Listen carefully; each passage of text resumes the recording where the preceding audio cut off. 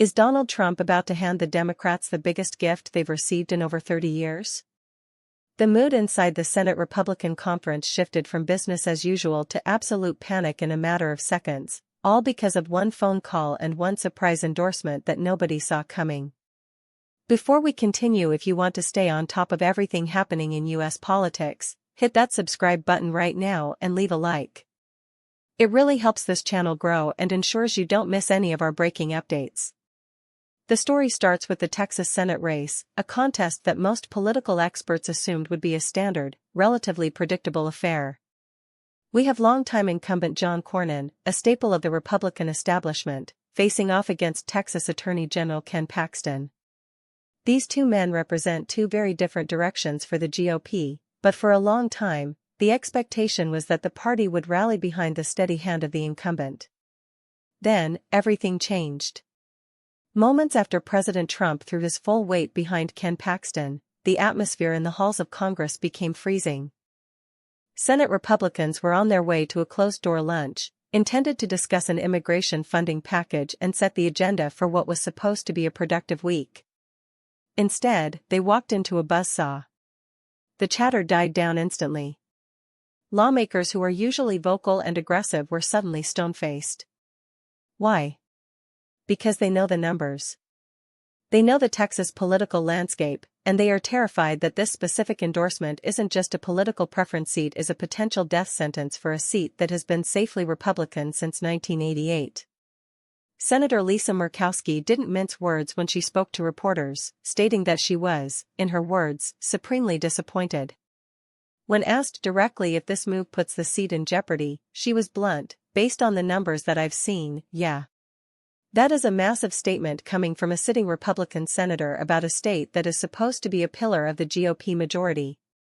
On the other side of the aisle, the Democrats are watching this with excitement.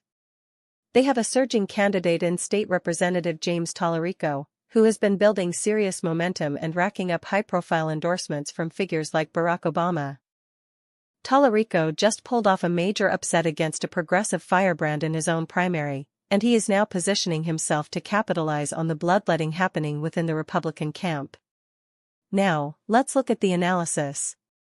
Why is this causing such a firestorm? John Cornyn has been hitting Paxton hard on his past scandals, the impeachment, the controversies, the allegations.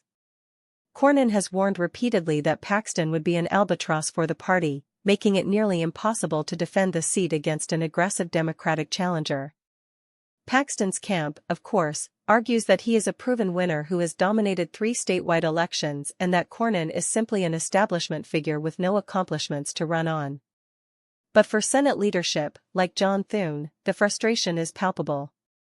They spent months trying to convince the party that sticking with the incumbent was the safest bet to keep the Senate majority. Now, that strategy has been bypassed by the former president's direct intervention. We are seeing a repeat of the tension we saw in Louisiana, where a Trump-backed candidate toppled an incumbent, and now the party is left to pick up the pieces and try to figure out how to unite before the general election. The question really comes down to this: is the GOP base in Texas willing to overlook the baggage associated with Paxton to satisfy the MAGA movement, or will the moderates and institutionalists stay home, effectively clearing a path for a Democrat to finally break the 30-year streak? So, what do you think about this? Is Trump making a strategic genius move to reshape the party, or is he inadvertently handing a key seat to the Democrats? Drop your opinion in the comments below. I read every single one, and I want to hear your perspective on whether this helps or hurts the Republican cause in November.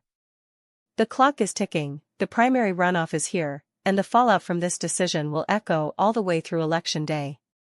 Whether this ends in a sweep for the GOP or a historic loss, one thing is certain: the era of the party establishment setting the rules is officially over.